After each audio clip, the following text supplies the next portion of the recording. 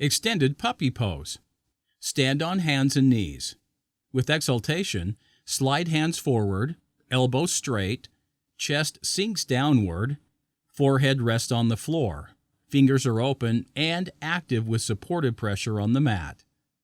The pelvis is in a neutral position with a slight forward tilt that enables the lower back to maintain a straight but not arched position. Chest faces the floor.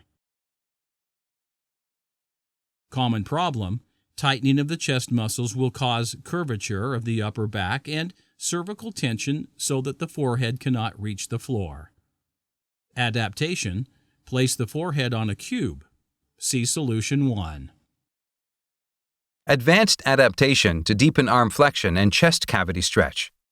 Place both elbows on a yoga block or cube at shoulder width. Elbows are flexed and hands are together, as in prayer. Lead hands behind the head. In this position, the chest cavity will move downward.